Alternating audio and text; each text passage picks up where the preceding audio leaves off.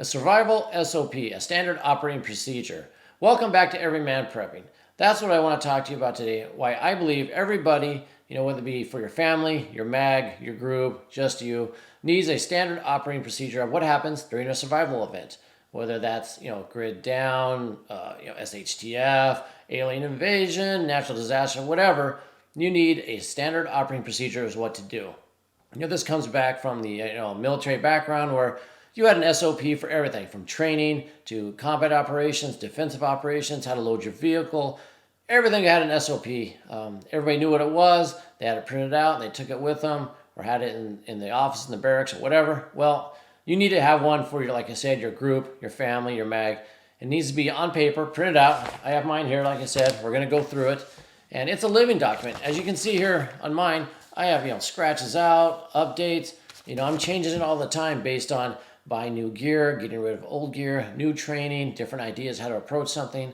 I update as often as I can. I print it out again. It's always on hard copy. And then I give it to one copy to everybody. Everybody needs their own copy. Kids, family members, old people, everybody needs their own so, they can get to it. And it needs to be in a standard location, whether that's in everybody's bug out bag, everybody's top shelf in their room, wherever it is. It's always the same for everybody. So in case you don't have yours, they know where to get one and have it. And why do they need to have it? Well, during a SHTF event or natural disaster, there's a lot of anxiety, a lot of stress. People forget things. They forget where things are, how to do things, or they forgot their training, things like that. So they can reference this. They can go back to this and say, oh, this is how I do this. This is what I should do next. This is a good step to take. Also, as a test, go to your mag, your family, whether it be a kid or someone in your family, and ask them, what would we do in a grid down? What would you do? A lot of the answer is going to be, I would call you, whether it be, the main person that does the prepping in the family or the parent, the leader of the mag. A lot of them will say, I'm going to go to you. What if I'm not available? What if you're not there? Then you ask them what they're going to do. A lot of them will say, I don't know, if they haven't been trained enough. And then that's why you say, that's why you have this. You can't get hold of me. Doesn't matter. You go to this and you start doing what's in here. You go through it and you start executing. Also, by having one of these, it helps a lot in training. After you review it, you can, read it over time to time, go through it, have people in your family read a little bit every now and then, a couple of pages a night, then just keep going through it. It just jogs their memory, keeps them up to date with what's going on. Are the kids and family members excited to read it? Probably not. Maybe you have to read it to them. Whatever it is, it really helps out. So like I said, I'm going to go through the different categories of what's in mine. That's all we're doing in this video. Just the main categories in my survival SOP that I have. And then in future videos, I'll go through each category and we'll talk about what's in each category in specifics. Now, this is just for me. You might have different categories. You might think of different things. Put it in the comments below. Love to hear it. There are things maybe I should take out, maybe I should add, and vice versa. You might hear things that you want to add or you want to take out. Whatever it may be, just write in the comments below and we can go from there. So, starting off, number one thing that I have in my survival SOP is analyzing the threat. Okay, you got to figure out what the threat is. Is it a natural disaster?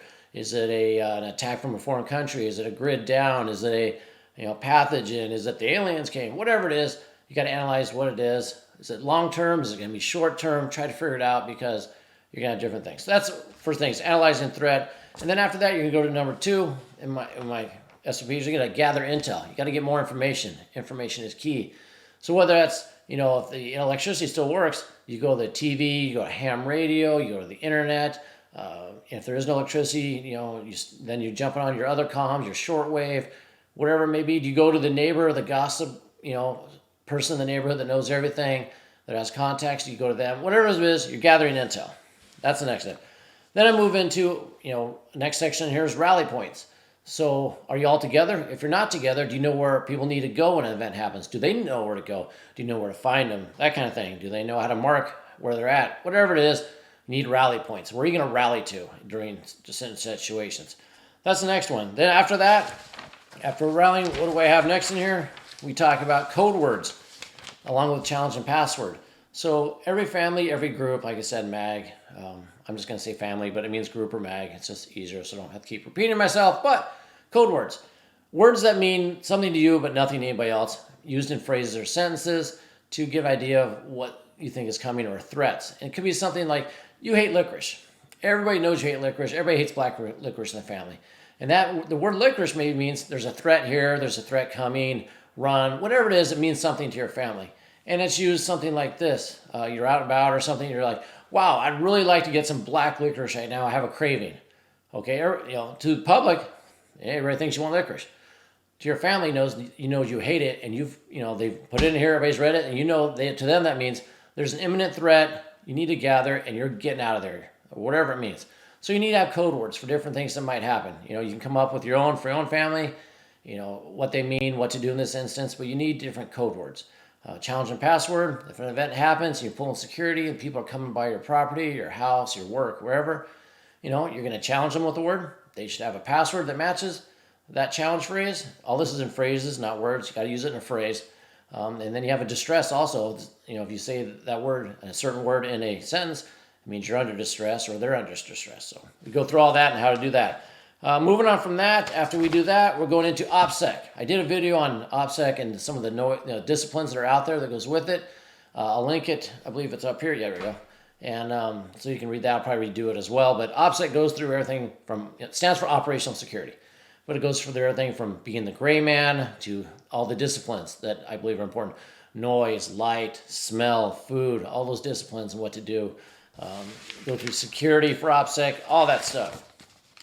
Moving on from there, we start going into supplies that we're going to need, because an event happened, so you got to make sure you have the right supplies. First one is water.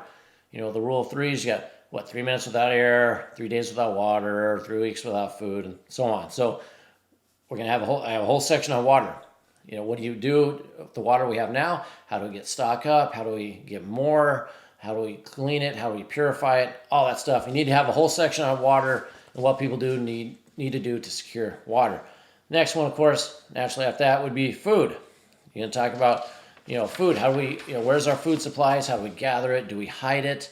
How do we get more? What's our ideas for resupplying the food? This goes into gardening and everything. So you have a whole section on food and how you can go out of that. After that, we're going to talk about medical. Okay, where's the medical? Where are the antibiotics if we have them? Where's the Jace case, the contingency medical, whatever you have? The pet antibiotics, all that. Where are those? Where's the suture kits? Where's the first aid kits? Where's XYZ's medication?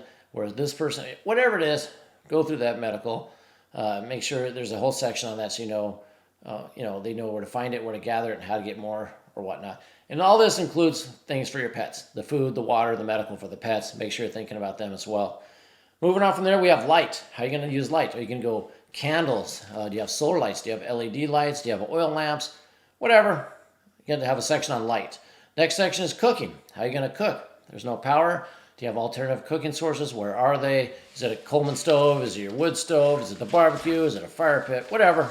Whole section on cooking. That needs to be addressed. After that, heating and cooling, depending on the time of the year. How you're going to stay warm, where you're going for that, the blankets, the wood, the burner heaters, staying cool. Do you have something to cool yourself off with? Are there fans? Do you have the means to run an air conditioner? Whatever it is, heating, cooling, another section in there you need to address. Now going on to the next one is solar. Do you have solar power? Do you have solar panels? Do you have solar generators?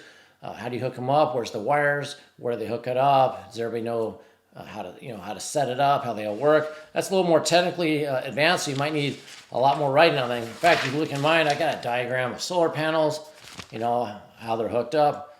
So that's going to be a little more in depth. Moving on from that power, you can have your section on generator if you have a generator.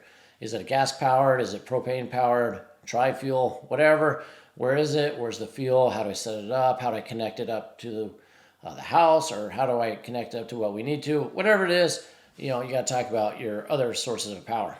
The next section you could have is on weapons and security. Where are the weapons? Where's the ammo? Do you have any body armor with that? Do you have any night vision thermal devices? Do you have any of that stuff? Where is it? Who's assigned to what? Who's wearing what?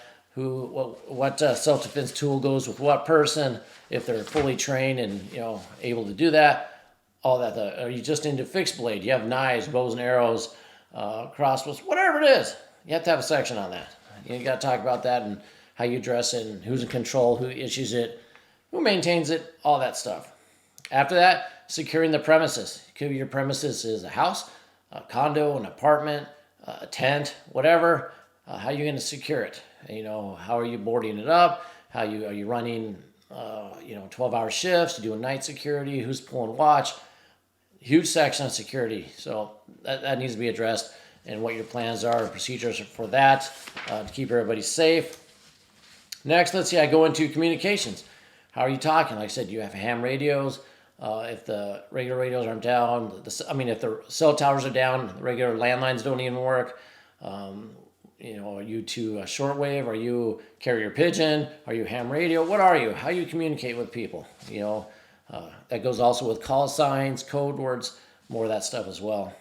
So after you got that figured out, you want to then go into, with my section. Like I said, you can order whatever order yours have. Doesn't matter. I change order mine sometimes how I feel, but this is, like I said, the order I have. So next I'm talking about sanitation, okay? Where do we wash our hands? Do we have soap? How do you make soap if we don't have soap? Where do we poop? Where do we pee? How do we dispose of that stuff?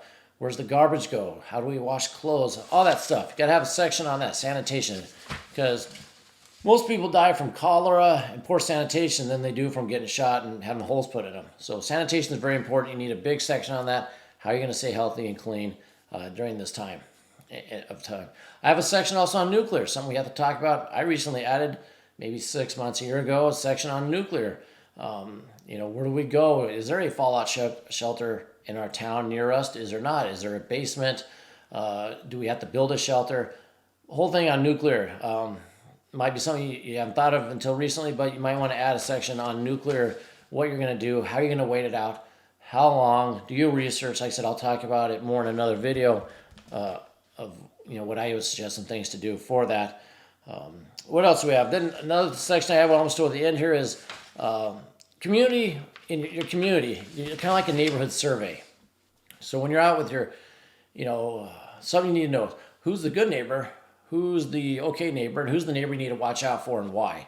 And along with that, community services, we got to watch out for these people because they're not friendly. They might turn more unfriendly. These are trustworthy people. We can rely on them. You go to them for help.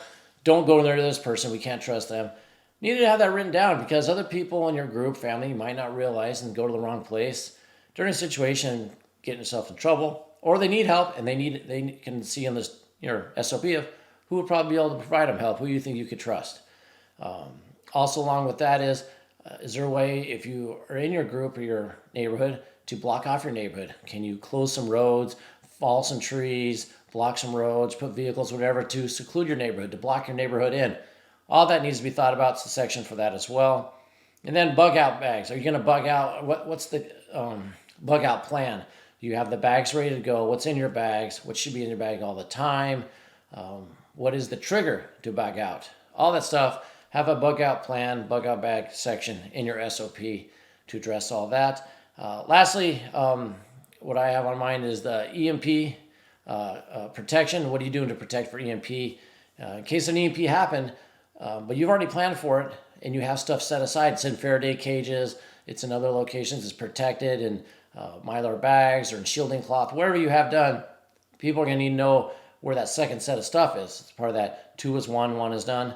So, if everything dies, well, people say, oh, we lost the radios, we lost the solar. Well, no, you didn't, because there's a backup. It's located here. Get it out, set it up. So that's section. That concludes all the sections I have. Some near 24 or so, if I look at my list here.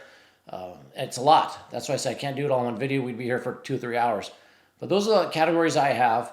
Like I said before, list them below what you would add, what you would take away, what you think would need to be adjusted, whatever it is.